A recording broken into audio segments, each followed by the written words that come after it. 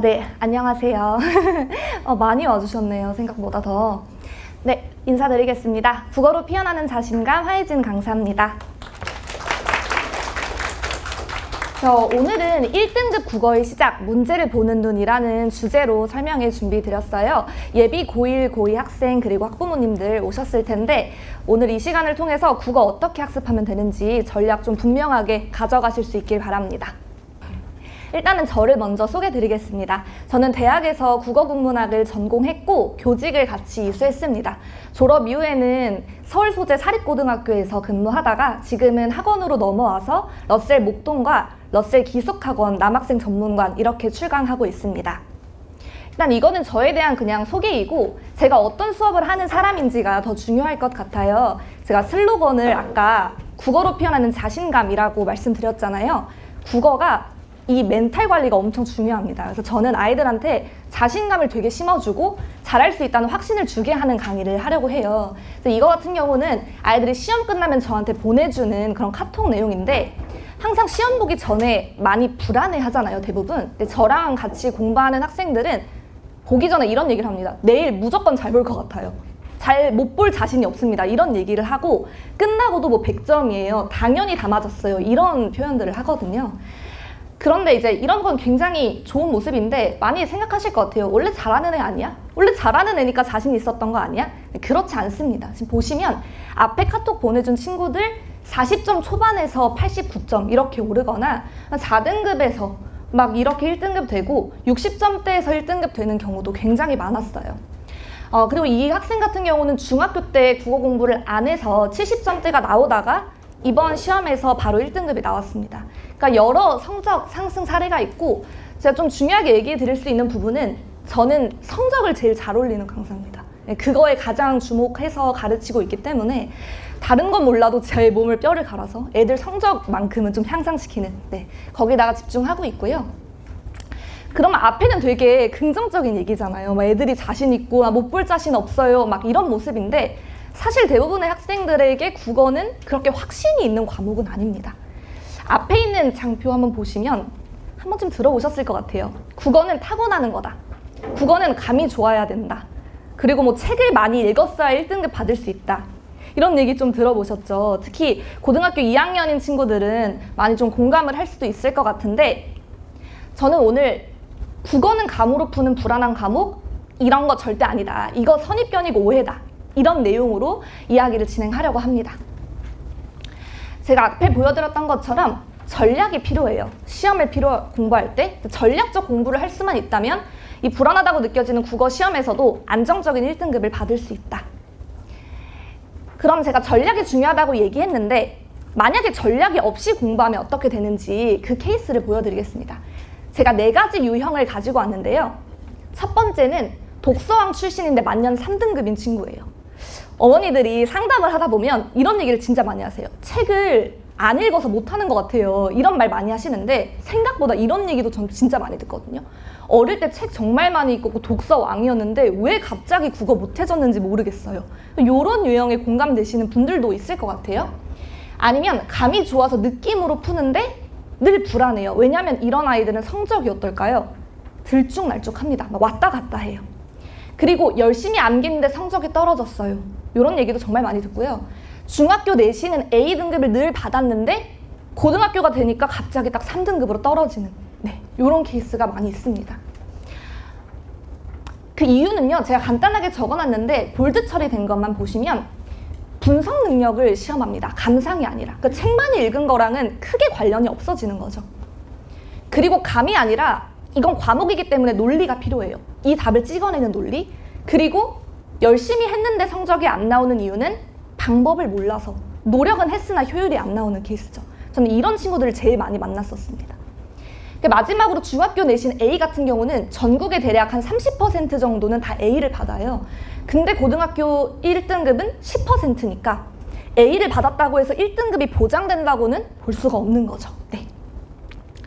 그래서 이 친구들은 전부 다 뭐가 문제냐면 고등학교 국어 시험 자체에 대한 이해가 부족한 상태로 그냥 시험장에 들어가니까 결과가 안 좋았던 거예요.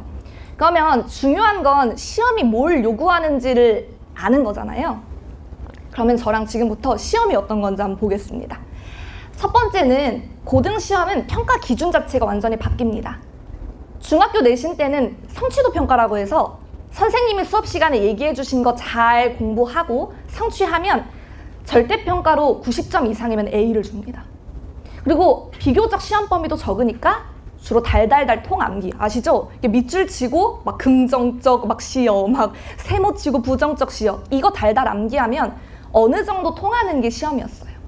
근데 고등 내신은 아주 치열한 입시 전쟁에서 살아남아야 되기 때문에 이제는 기준이 변별로 바뀝니다. 성적을 나누는 거.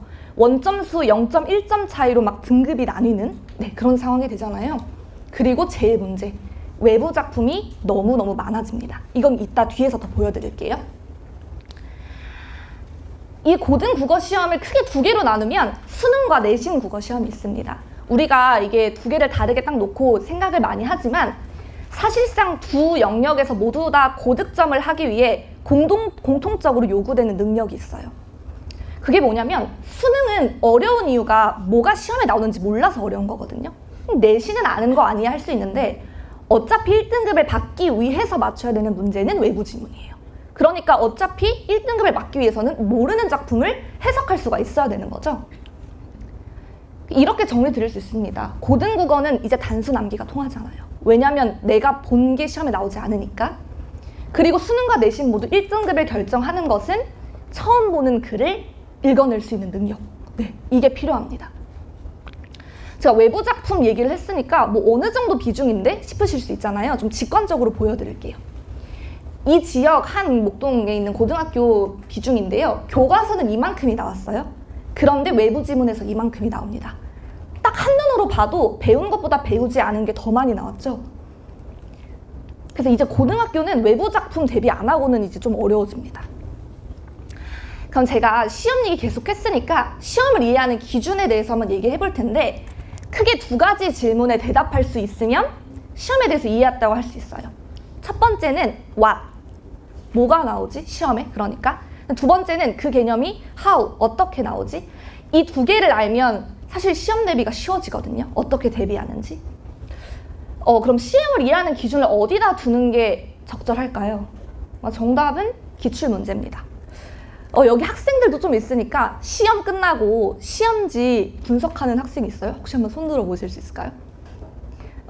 학생이 있는데 손 든 사람이 없는 거 보면 없습니다. 다 주로 어떻게 하냐면 잘 봐도 잘 못 봐도 갖다 버려요. 어디 있는지 몰라요. 그러니까 사실 시험을 잘 보는 기준은 시험지에 있는데 이거를 그렇게 막 애들이 토파보진 않습니다. 제가 열심히 분석해서 알려줍니다. 근데 중학교랑 이제 고등학교 시험 문제 한번 계속 막 차이 있다고 하니까 여기 예비고1 학부모님들은 보고 이해하실 거고 예비고2는 맞아 이렇게 하실 텐데 신서중학교 출신 좀 있다고 들었어요. 3학년 2학기 기말고사 문제입니다. 보면은 발문도 짧고 선지도 짧아요. 사실 이런 문제 같은 경우 보시면 7번은 다에 나타난 관점으로 알맞은 것은 1번 내재적, 2번 표현론적, 3번 절대론적. 사실 암기하면 풀리거든요, 이런 문제는. 그런데 이제 이게 문제입니다. 고등학교 문학 문제, 목동고등학교 문제이고요. 이게 첫 페이지예요. 시험 첫 페이지. 아이들이 딱 받아보면 가부터 지금 라까지 시가 막 복합적으로 있는데 교과서 내에 있는 작품이 가밖에 없어요. 그러면 내신 시험 애들 어떻게 해요? 나 준비한 거 이제 보여줘야지 막 이러고 들어갔는데 엥? 다 모르는 작품이네? 라는 생각이 들죠. 그리고 글도 너무 길고. 또 문제를 보시면 이거의 공통점 이렇게 복합적으로 물어봐요. 시각적 공포에 빠집니다. 첫 장에서 그냥 너무 무서워하는 거예요. 근데 이게 아이들이 문제가 아니라요. 제가 전공자, 막 서울대 대학원 다니는 제 친구 다 불러놓고 6명이서 카페에서 시간 재고 풀어봤어요. 못 풀겠대요. 왜냐면 무서워서. 이거 언제 다 읽고 앉았냐. 그리고 실제로 성적도 안 좋았습니다. 다들. 이게 아이들의 마음을 그냥 압박을 하는 거예요. 첫 시험인데 너무 달라지니까. 본문만 저러면 괜찮은데 문제 한번 보세요. 이거 3번, 4번이거든요. 막 어머니 막 고개 막 흔드시죠. 보기가 이렇게 긴데 막 선지가 막 정신이 없어요. 하나만 좀 자세히 볼까요? 텍스트 압박이 너무 심하죠. 제가 한번 읽어볼게요. 애들이 어떻게 판단해야 되는지. 1번부터. A는 나뭇가지에 눈이 내리는 모습을 사람의 행동에 빗대어 표현한 것으로 첫사랑의 설렘과 노력, 실현을 시각과 청각의 정적 이미지로 형상하고 있군. 그 다음에 B, 양철 지붕에서 나는 소리를 눈물의 고인 모습에 빗대어 표현. 이렇게 쭉 읽으면요, 이게 26줄이에요. 한 문제 푸는데 선지만. 읽기가 정신이 없는 거죠. 마음에서 일단 걸러집니다. 사실 비밀을 얘기해드리면 이거 마음만 괜찮으면 풀 수 있어요. 왜냐면 다 중복되거든요, 선지 표현이. 학교에서 요구하는 게 이런 거예요. 긴 글을 읽을 수 있는 능력. 그 다음 문제도 한번 보여드릴 텐데요. 아마 고1 친구들은 공감하실 거예요. 중학교 때 친구 줄 건 줘 하는 문제가 있어요. 그게 뭐냐면 외부 작품 문제. 한두 개 나오는 거. 보시면 함축적 의미가 기억과 관련 있는 것은 하고 여러 가지 외부 작품이 나옵니다. 의미 구분하는 거. 근데 이게 애들 문제 풀면 쌤 이건 저는 그냥 이건 못 풀어요. 그냥 이 유형은 그냥 버리는 거예요. 하는데 A가 나와요. 왜냐면 한두 문제니까.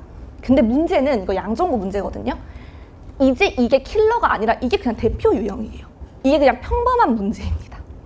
앞에 거 같은 게 킬러겠죠. 그럼 이제 막 나 이거 모르면 방법이 없어지는 거예요. 지금 보시니까 확실히 시험의 난이도가 너무 달라지죠. 국어가 그게 가장 심합니다. 다른 과목에 비해서. 그럼 올바른 국어 공부의 방향성은 어떻게 잡으셔야 되냐면 고등학교 시험 문제랑 내가 하는 공부의 싱크로율을 맞추는 일이에요. 막 이상하게 공부하면 내가 공부한 게 하나도 안 나오는 거예요.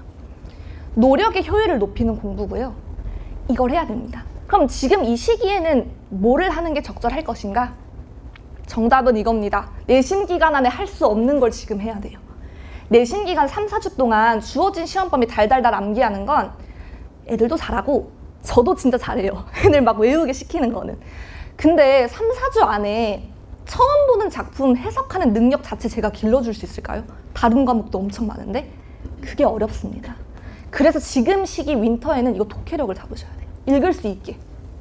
그걸 위해서 필요한 게 의도적 읽기라고 저는 표현을 하는데요. 글을 아까 엄청 길었잖아요. 하고 읽으면 안 읽혀요. 그런 걸 저는 그냥 읽기라고 표현하거든요. 그냥 눈으로 본문 전체를 쓱 읽으면서 왠지 중요할 것 같은 부분에 막 밑줄을 치죠. 막 급하니까. 그러면 어떻게 되냐면요. 전부 다 밑줄을 치게 돼요. 새까맣게. 그러고 나서 선지를 봤더니 지문 내용이 기억이 안 나. 그럼 그냥 감으로 찍는 거예요. 다음 문제로 급하게 넘어가. 이렇게 풀 때 애들 표정이 어떠냐면요. 이렇게 됩니다. 망했다. 이렇게 돼요. 근데 만약에 의도적 읽기, 그러니까 글의 특성마다 무조건 출제된 요소가 있어요. 전 학교에서 근무를 했었기 때문에 그걸 압니다. 정확하게 뭐를 내야 된다. 갈래별, 제재별 출제 포인트를 알면 그 부분을 의도적으로 긴 글에서 발췌해서 읽을 수 있겠죠. 그러면 선지에 있는 내용을 확신해가지고 OX 판단할 수 있어요. 그러니까 그냥이 아니라 출제 의도를 애초에 알고 읽어야 돼요. 그럼 이렇게 읽을 수 있습니다. 마음이 달라져요. 대충 그러니까 얼마나 차이가 있고 어떻게 읽어야 되는지 정도까지는 감이 오실 텐데 영역별로 한번 나눠서 설명을 드려볼게요. 사실 딱 1학기에는 국어가 문법, 문학, 독서 중에 문법이랑 문학이 제일 중요해요. 그래서 좀 중요한 거 위주 순서로 말씀드리겠습니다.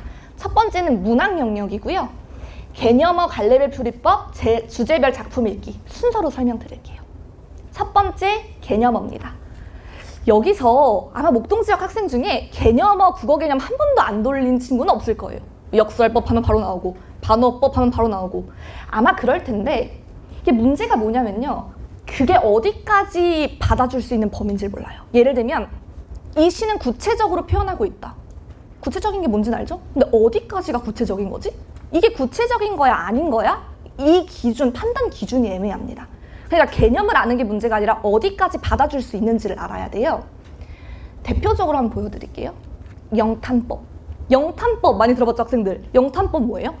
그냥 감탄! 이렇게 합니다. 감탄! 정의는 이거예요. 기쁨, 슬픔, 놀라움과 같은 감정을 세게 나타내는 수사법. 그럼 영탄법이 쓰였냐고 만약에 물어보면 못 찾으면 돼요. 일단 첫 번째는 눈에 띄는 게 감탄사 찾으면 될 것 같아요.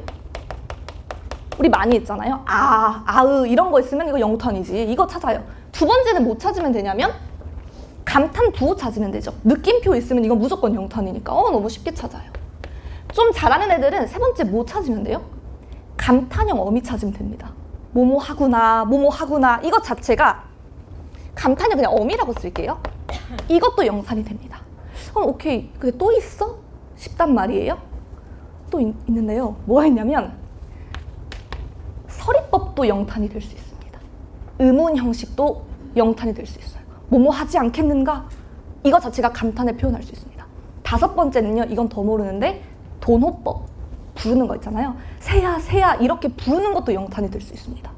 그러니까 이거를 그냥 외우는 게 중요한 게 아니라 기출에서 어디까지 허용해 줬는지를 정확하게 아셔야 돼요. 저는 확실하지 않은 거 진짜 싫어하거든요. 성격이 국어 선생님이지만 약간 이과 성향이어서 정확하게 제가 다 정리해놨어요. 이거는 어디까지, 이건 어디까지. 이게 아이들의 마음을 조금 안정감 있게 해줄 겁니다. 이렇게 5개 유형이 있습니다. 두 번째는 갈래빌 풀이 전략인데요. 의도적으로 읽으려면 어디 읽어야 되는지 알아야 된다고 말씀드렸잖아요. 각각 글의 특징마다 무조건 출제 요소가 있습니다. 그래서 다 풀 수는 없지만 이거 알면 진짜 쉽게 풀려요. 이거를 거의 메인으로 가르칠 겁니다. 현대시 나와? 그럼 뭐 해야 돼? 예를 들면 수필이에요. 수필은 시험에 뭐가 나올 것 같으세요? 수필은 어떤 글이죠? 막 깨달음을 쓴 글이죠. 내가 뭐를 교훈을 얻었다. 무조건 깨달음을 찾으셔야 되고요. 뭐가 나오냐면 통념이 나옵니다. 일반적으로는 이렇게 생각해. 근데 나는 그렇게 생각 안 해. 이런 글의 구조도 다 있어요. 무조건 나오는 거. 수필 보고 오케이 깨달음 찾자. 통념이랑 아닌 거 대조 찾자. 이러고 들어가는 애랑 이렇게 읽는 애는 너무 차이가 난다는 거예요. 그다음에 세 번째는요. 주제별 대표 작품 엮어읽기인데요. 윈터 시기에 하기 제일 좋습니다. 시간이 좀 있어요. 그래서 주제에 항상 나오는 거 있거든요. 엮어서 읽으면서 감을 쌓아야 돼요. 이게 이제 짬에서 나온 바이브라고 어느 정도 애들한테 마음의 힘을 만들어줍니다. 나 작품 많이 봤지. 그래서 경험치 쌓는 거 이렇게까지 할 거고요. 두 번째 영역은 문법 영역입니다. 제가 제일 자신이 있는 영역이고 문법 강의는 제가 정말 많이 했거든요. 저는 이제 3가지 얘기합니다. 문법 서랍, 효율적인 순서, 문법도 독해력. 애들 내신에서는 문법이 변별을 하는, 좌우하는 영역이 돼요. 만약에 시험 범위에 문법이 만약에 빠진다? 그럼 갑자기 컷이 이렇게 치솟아요. 왜냐면 문법을 애들이 너무 싫어하거든요. 저는 국문까지만 문법을 별로 안 좋아했습니다. 근데 문법 강의는 다 A+이었어요. 왜냐면 너무 싫어서 정확하게 체계를 제가 짜고 공부했거든요. 그거 이따 말씀드릴게요. 문법 문제도 양동중학교 문제인데요. 똑같죠. 의문의 개념으로 알맞은 것은 뭐 그냥 외우시면 되는 거. 원순모음만 사용된 단어는 원순모음이 뭔지 알면 찾으면 돼요. 이 정도의 문법을 물어봤습니다. 그런데 이제 1학년 문제입니다. 이거는 1학년이 되면 갑자기 보기도 나오고 선지도 좀 길어지는 것 같아요. 이 정도에서도 이미 애들은 무너집니다. 너무 싫어요. 이게 뭔지 모르겠지만. 그런데 이제 2학년이 되고 킬러 문항이 나오면요. 그러니까 2학년 예비 고2 친구들 있죠. 막 입을 이렇게 막는 애가 있는데 보기가 2개고요. 보기 2번째에 기역부터 키읔까지가 있어요. 이거 언제 다 봐요? 그쵸? 여기도 보시면 어간, 관형, 사형, 어미, 뭐 주어, 서술어 개념이 품사만 물어봐, 문장 성분만 물어봐가 아니라 복합적으로 물어봅니다. 이제는. 네. 그냥 한 단원에 하나 배워서 그거 딱 의문 배웠으니까 의문 문제 풀라. 이게 아닌 거예요. 이제는. 그래서 저는 어떤 대책을 세웠냐면요. 제가 문법이 싫었던 이유는 범위가 너무 많은 것 같았어요. 뭐 어디까지 공부했는지 모르겠고 오늘 주체높임법 배웠는데 그게 어디 단원에 들어가는 건지도 모르겠고 뭐랑 관련이 있는 건지도 모르겠는 거예요. 머리가 정리가 하나도 안 된 제 자취방 같았습니다. 정말 더럽게 머리가 막 얽혀 있었어요. 그래서 그거를 정리해보니까 딱 6개의 서랍이 있더라고요. 문법 서랍이라고 해서 저는 개념 가르칠 때 항상 이걸 띄워놓고 오늘 어디 배우는지를 정확하게 찝어줍니다. 그러니까 머리에 이렇게 정리가 되어 있어야 되고요. 직접 손으로 쓸 수가 있어야 돼요. 체계를요. 그리고 이제 이게 교과서 체계라면 실제로 문법은 정말 퉁치면 4개로 나와요. 의문론, 형태론, 문장론, 국어사. 이게 교과서에서 가르치는 순서거든요. 아이들 중학교 때부터 의문부터 배우고 막 이렇게 하잖아요. 근데 이게 아이들의 국어 공부를 힘들게 하는 요인이 됩니다. 이 순서가 좀 잘못 짜여졌어요. 국어 공부를 하기가 너무 힘들어져요. 이 4개 중에서 기본이 되는 게 형태론이거든요. 국어의 기본, 조사, 어미, 접사 이런 거 있잖아요. 그걸 모르는데 갑자기 의문론을 배우고 갑자기 막 형태소 얘기가 나오고 이래요. 그럼 그때그때 막 급하게 개념을 꺼내와야 되거든요. 개념이 순서가 없으니까 제가 순서를 다시 다 짰습니다. 형태론 갔다가 문장론 갔다가 선수 개념이 아닌 걸 뒤에서 배우지 않을 수 있도록. 약간 수학 같은 거라고 생각하시면 돼요. 수학 앞에서 안 배웠는데 뒤에서 갑자기 하면 못 풀잖아요. 국어 문법 영역은 수학 같은 거거든요. 근데 설계가 수학처럼 안 돼 있어요. 안 배운 걸 갑자기 가르칩니다. 요렇게 나갈 거고요. 형태론 먼저 한 다음에 문장론, 그리고 의문론을 뒤로 뺍니다. 왜냐하면 의문론은 너무 이질적이에요, 앞에 거랑. 그것도 그렇고 만약에 마지막에 애들이 의문론을 배우면 어떻게 되냐면 윈터 끝나고 개강했을 때 이게 시험범위예요. 그러면 가장 마지막에 배운 게 시험범위면 애들의 마음이 다르죠. 이거 첫 번째 배우면 까먹어요. 뒤에 문장론 너무 어려우니까. 이걸 뒤로 뺍니다, 저는. 그게 제가 이제 엄매 애들 성적을 확 올릴 수 있었던 방법이에요, 사실은. 순서를 의문을 뒤로 뺐다는 거. 그리고 국어사는 안 합니다. 제가 해보니까요, 2학기에 나와서 깔끔하게 포기했어요. 다 까먹습니다. 그래서 의미가 없고요. 앞에 3개를 돌릴 거예요. 마지막은 문법도 독해력이라는 건데요. 앞에 어려운 거 봤는데 이건 이제 모의고사예요. 고3 영역에선 이 정도를 요구한다는 겁니다. 지문이 너무 길고 보기도 있고 막 주의 이런 것도 있죠. 실제로 애들 엄청 많이 틀렸던 문제인데 이제 영역이 문법이어도 글을 읽을 수 있어야 돼요. 어디를 읽어야 되는지. 막 그 문법 영역만의 독해법을 또 새로 알아야 됩니다. 그냥 다 읽고 풀 수는 없잖아요. 그럼 안 읽고 풀면 안 되나? 하는 애들이 있는데 반모음 얘기예요. 반모음 얘기에 대해서 이렇게 심화된 개념을 평소에 공부해 두진 잘 안 씁니다. 읽고 풀어야 되는 문제예요. 네, 문법까지 열심히 달렸는데 이제 독서입니다. 독서는 내신에서는 약간 난도가 좀 떨어지고 비중이 좀 줄기는 합니다. 그렇지만 일단 3가지 얘기 드릴 거고요. 요약하는 거, 주제랑 구조 찾는 거, 그 다음 마지막은 똑같이 의도적 읽기를 위한 제재별 풀이법. 독서는 이렇게 생각해요. 저는 국어 공부에 있어서 최종 종착지? 제일 애들이 힘들어하고요. 수능 상위, 앞으로 넘어갔네요. 수능 상위 랭커는 여전히 독서입니다. 오답률 순서를 보면. 그만큼 읽을 수가 없는 거예요. 예비 고1, 고2는 이 독서의 기반을 단단히 다지는 시기가 되어야 됩니다. 이를 위해서 필요한 게 3가지인데요. 첫 번째는 글읽기 연습. 제일 엄청나게 심화된 국어의 능력이 저는 요약이라고 생각해요. 요약은 중요한 점을 정리할 수 있는 능력이에요. 사실 그거 하면 문제 다 푸는 거잖아요. 중요한 점을 뺏어 쓸 수 있는 건데 요약하는 연습 같이 할 거고요. 2번째는 글의 주제와 구조 찾기라고 해서요. 이 글의 제재마다 다 다릅니다. 예를 들면 법지문이에요. 법은 왜 쓰였을까요? 법에 관련된 글은 사람들을 가만히 놔두면 싸우잖아요. 그러면 그 싸우는 문제를 해결하기 위해서 나오죠. 그러면 원칙을 세워야 될 거고, 근데 원칙을 세우면 모든 문제가 해결되나요? 안 되잖아요. 그러면 예외도 필요해지죠. 그래서 예를 들면 간단하게 법지문에서는 원칙과 예외를 나눠야 됩니다. 이런 게 제재별로 정말 많이 있어요. 그걸 다 제가 책에와서 정리를 해놨고 그걸 가르칠 겁니다. 이게 제재별 풀이 전략이 되고 약간의 배경 지식. 배경 지식은 논란이 있는데 저는 어느 정도는 알아야 된다고 합니다. 예를 들면 경제지문 푸는데 통화라는 말이 나오면요. 애들이 이 따르릉 통화를 떠올려요. 그러면 이게 준비가 안 돼 있는 거예요. 그러면 안 되잖아요. 그래서 저는 이 유치원 선생님이 된 마음으로 통화가 뭐냐면 이렇게 친절하게 알려줍니다. 제가 앞에 영역별로 막 다 얘기했는데 요거를 제일 이 학습 전략에서 메인으로 가져가셨으면 좋겠어요. 앞으로 우리가 해야 될 거. 영역별로 나눠서 얘기했지만 결론 핵심은 뭔가요? 국어는 어쨌든 글을 읽을 수 있어야 된다는 거잖아요. 독해력이 있어야 된다. 독해력의 력자가 힘이잖아요. 그냥 안 길러집니다. 웨이트 트레이닝을 하는 마음으로, 근육을 키우는 마음으로 훈련을 해줘야 되는데요. 쉽지 않잖아요. 근력 운동이라는 게. 머리가 엄청 아픈 시간이 필요합니다. 첫 번째는 이제 텍스트에 대한 노출 빈도를 늘려야 돼요. 저는 계속 읽을 거리를 제공하거든요. 애들한테 카톡으로. 오늘의 읽을 거리, 읽어서 뭔지 내용 적어봐, 이런 거. 노출 빈도 자체를 늘려야 되고 문제만 많이 푸는 방식으로 혹시 공부하고 있다면 이거는 고1, 2단계에서는 의미가 없습니다. 그러니까 정말 어려운 지문이 하나 나올 거예요. 그거를 잡고 진짜 막 3일씩 시간을 보내면서 읽어보셔야 돼요. 읽은 걸 읽고 또 읽고 하면서 구조를 파악하는 그 시간이 필요합니다. 그래야 독해력이 뛰어요. 예를 들면 흥부와 놀부 같이 쉬운 책 뭐 1000번 읽는다고 독해력이 늘까요?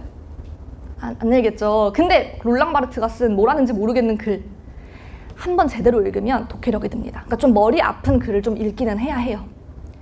그 다음에 이제 세 번째는 학생들한테 제가 성적 많이 올릴 수 있었던 사실 치트키인데, 저는 오답했을 때 밑에다가 해설이랑 나의 생각의 차이를 쓰게 합니다. 무조건. 제가 학생 생각을 봐요. 그 다음에 그걸 보고 얘 유형을 찾습니다. 아, 이걸 애들한테 시키면 안 하거든요.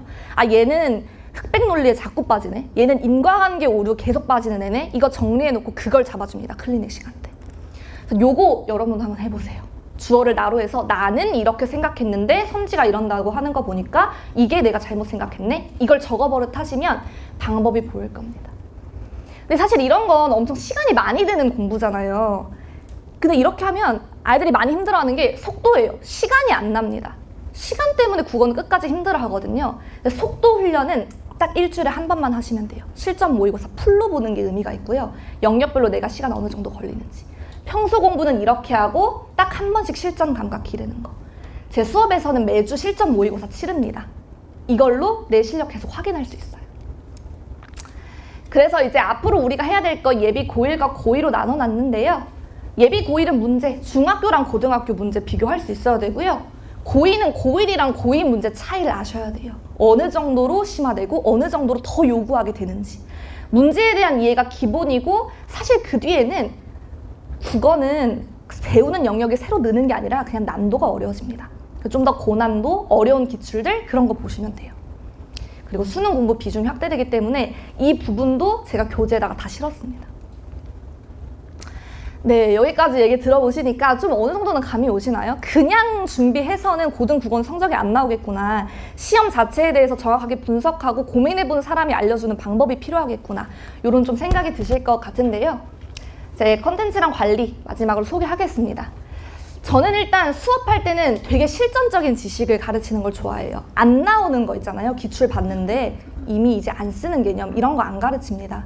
그리고 문제를 기준으로 문제를 먼저 보여주고요. 여기서 이거 물어보니까 우리 이거 공부해야겠지 하고 개념을 가르쳐요. 문제를 먼저 띄워놓고 가르칩니다. 그리고 효율적인 문제풀이, 어떻게 하면 정확하고 빠르게 풀 수 있는지 의도적 읽기 가르치고요. 그 다음에 교재, 자체 교재 쓰고 있고 주간지로 문제 훈련 계속 시켜줍니다. 그리고 개념 테스트는 항상 누적의 형태로 진행하고 있고, 마지막은 이게 제일 중요한 것 같아요. 아이들 성적을 올리는 데는 수업을 아무리 잘해도 1대1 관리가 메인입니다. 제가 자신 있게 말씀드릴 수 있는 게, 제가 오늘 여기 오는 길에도 할머니 어르신들 이렇게 한 3분이서 길을 물어보셨어요. 제 재능인데 인상이 좀 좋은지 사람들이 자꾸 길을 물어봅니다. 서울교통공사에서 월급을 줬으면 좋겠어요. 길을 너무 많이 안내해서. 그래서 제 수업 듣는 애들은 질문 못하는 애가 없어요. 아무리 좀 소심하거나 막 선생님 낯가린 애들도 저를 보면 좀 편한지 질문 막 50개씩 써서 와요. 좀 제가 힘들긴 하지만 성적은 확실히 보장된다는 거. 그래서 이제 1학년 교재 보여드리면요. 이제 시드라고 해서 고1 윈터 시즌에 해야 되는 거 앞에 있었던 내용 다 압축해 놓은 교재 사용하고 있고, 요거는 한 번씩 보시라고 강의 계획서 넣어놨어요. 그 다음은 이제 블룸이라고 해서 고2들 쓰는 건데, 여기서는 이제 시드에서 배웠던 내용을 좀 더 연습하면서 고난도 문항까지 연습하는 그런 교재입니다. 똑같이 한 번쯤 확인해 보시면 좋은 부분들 넣어놨습니다. 앞에서 얘기 드렸던 거를 그대로 하고 있어요. 그럼 제가 관리 얘기했으니까 관리를 좀 유형별로 나눠서 좀 얘기를 해보려고 해요. 제가 어떻게 관리를 해서 애들 성적이 잘 올랐는지. 그러니까 제가 이전 학원에서 한 사례를 말씀드리면, 한 학교 한 학년 처음에 한 자릿수로 받았는데 한 1년 만에 한 70명 정도로 늘렸거든요. 근데 이게 사실은 꽤 큰 성장 폭이에요. 근데 그 이유는 그냥 하나였습니다. 성적을 올렸어요. 근데 잘하는 애들 성적을 올리는 건 사실 그게 소문이 안 나요. 잘 못하는 아이의 성적을 올려야 소문이 납니다. 예를 들면 반에서 남학생들 특히 그래요. 내가 얘보다는 잘하지 하는 그 친구가 갑자기 막 성적 진보상을 받고 우리 반에서 2등을 했대. 이러면 이제 난리가 나는 거예요. 그렇게 해서 아이들이 많이 왔거든요. 제가 어떻게 그렇게 성적을 확 올렸냐면 유형을 나눠서 봤습니다. 첫 번째는 정말 성실한데 성적이 낮은 아이들, 주로 여학생들인데요. 방향이 이상해요. 정말 이상한 방향으로 공부하고 있는 케이스가 대부분입니다. 그리고 두 번째는 질문하는 걸 힘들어하는 아이. 이런 케이스도 있었는데 중학교 때 공부 안 했던 케이스? 아니면 공부 습관 형성이 안 되어 있는 아이, 그냥 애초에 공부할 힘이 아직 없는 친구. 마인드 컨트롤이 안 되는 아이도 있어요. 제가 어떻게 바꿨냐면 성적은 이렇게 바꿨거든요. 근데 이 친구는 어떻게 바꿨냐면 정말 앉아서 다 뜯어줬어요, 교재를. 제가 써오라고 했잖아요. 뭐가 잘못 생각했는지 보니까 너무 많은 오류에 빠져 있는 거예요. 아예 생각이 방향이 이상했던 거예요. 그거를 잡아줬고요. 지금은 이제 문학 엄매 이런 거 다 1등급 고정적으로 받습니다. 그래서 굉장히 행복했어요. 그리고 질문하는 거 힘들어하는 아이도 INTP의 남학생이었어요. 약간 조용한. 제가 정말 질문을 아주 열심히 받아주면서 그래서 한 결과 이제 성적이 잘 나왔고요. 질문하는 거 어려워하는 애들은 제가 대표 질문을 먼저 물어봅니다. 그냥 너 이거 헷갈리지 않아? 그럼 맞아요. 하고 꼬리 질문을 해요. 그렇게 할 수 있게 하고. 이 친구는 40점 소반에서 89점으로 한 번에 올랐는데요. 방법이 어머니랑 전화를 했어요. 얘는 공부를 안 합니다, 집에서. 그래서 3시에서 7시까지 수업이 있는데 11시에 그냥 학원에 무조건 오게 했어요. 그래서 11시부터 3시까지 공부를 하게 하는 거예요. 그러고 나서 그걸 다 해야만 내 수업에 들어올 수 있다. 이게 정말 좀 무서울 정도로 막 집착하면서 애를 막 갈궈가지고 89점을 맞고 행복하게. 네. 그 다음에 마인드 컨트롤이 어려운 아이들도 많이 있는데요. 국어시험 아까 보셔서 알겠지만 시간 압박과 긴 텍스트 읽어야 되는 것 때문에 준비가 되어 있어도 마음이 흔들리는 친구들이 있어요. 정말 여러 가지 방법으로 마인드 컨트롤을 시켜줍니다. 상담도 하고. 여학생들은 시험 보기 전에 한 번씩 안아줘요. 할 수 있어 막 이렇게 할 수 있어요 막 이러고 나갑니다. 어떻게든 애들한테 좀 마음 편하게 해주려고 그렇게 하는 편이고요. 수업 영상 같은 경우는 복습 영상 항상 다 녹화해서 보내주고 다 들으라고 하면 안 듣거든요. 그래서 중요한 개념이나 계속 질문하는 거 있잖아요. 그거는 쇼츠로 잘라서 올립니다. 그리고 애들이 안 볼 것 같지만 생각보다 그 수업 내용이 알차면 이렇게 한 101회씩 이렇게 다시 조회수가 이렇게 나오기도 합니다. 복습 영상이. 그리고 매주 실전 모의고사 보고 있고 이 결과는 항상 학부모님들한테 잘 전달하고 있습니다. 열심히 수업하고 있죠. 그 다음에 이제 상담 부분인데요. 학생이랑 1:1 학습조사서를 신규로 왔을 때 씁니다. 근데 거기다가 뭘 쓰냐면 내신 성적, 모의고사 성적뿐만 아니라 평소에 몇 시에 자는지 아니면은 뭐 학습 습관이 어떤지 일주일에 국어 몇 시간 하는지 내 긴장도는 어느 정도인지 이런 것까지 세밀하게 다 작성을 하고 상담을 합니다. 애에 대한 이해가 잘 되어 있어야 성적 향상의 길이 보인다고 생각해서요. 이렇게 학습조사서 쓰고 있고 24시간 소통으로 깨어있는 시간이라면 정말 자세하게 꼼꼼하게 이렇게 답변을 해주고 있습니다. 이렇게 했을 때 이제 아이들 수강 후기인데요. 보시면 찍기만 하던 문제를 이제 풀 수 있다. 너무 쉬운데 이러면서 풀었다. 시험 전날 나 잘 볼 수 있겠다라는 자신이 있었던 시험은 처음이다. 이런 얘기들 하고요. 과목의 부담이 덜어졌다. 뭐 외부 작품 푸는 법 이제 알게 됐다. 뭐 이런 얘기들이 있습니다. 그래서 대충 느끼셨겠지만 엄청 격려하면서 수업하는 편이에요. 할 수 있다, 할 수 있다. 그래서 그런 스타일이 잘 맞는 칭찬은 고래도 춤추게 한다. 의 그 고래 역할을 담당하고 있는 친구라면 저랑 좀 되게 궁합이 잘 맞을 것 같아요. 그리고 이제 판서. 판서는 제가 정말 꼼꼼하게 깔끔하게 판서하는 편입니다. 그래서 판서 강박 있는 친구들도 너무 속이 시원하다고 하면서 듣고 있고요. 마지막 수업 시간인데요. 예비 고1은 월수 2시에서 5시에 이렇게 주 2회 수업하고 있고 1월 5일에 개강합니다. 클리닉은 월수랑 토요일에 이렇게 진행하고 사실 없는 시간에도 여기 계속 있기 때문에 아이들 오면 교무실에서 계속 받아줍니다. 고2는 똑같이 월수 오전 9시부터 12시 진행하고 있고 테스트는 클리닉은 이렇게 진행하고 있습니다. 네, 그러면 제가 처음 시작할 때 띄워놨던 장표 기억하시죠? 국어는 타고나는 거다, 감이 좋아야 된다 이런 거 제가 아니라고 얘기했는데 어느 정도 아닐 수도 있겠다는 감이 오시나요? 그러니까 타고나지 않아도 성적 잘 나오는 케이스가 분명히 많이 있고 타고났다고 생각했는데 아니었던 케이스들도 많이 있거든요. 그래서 이런 거 아니다. 정확한 전략을 가지고 의도적으로 글을 읽을 수 있다면 성적 향상은 어렵지 않다. 이런 얘기 드리고요. 마지막으로 이렇다고 생각하시는 분들도 있겠지만 저는 제가 교육을 전공해서 그런 걸 수도 있지만 교육은 변화 가능성을 믿어주는 사람이 할 수 있다고 생각해요. 나 할 수 있다, 할 수 있다 하는 사람. 네, 그렇게 해서 아이들 좋은 결과 있도록 수업하겠습니다. 감사합니다.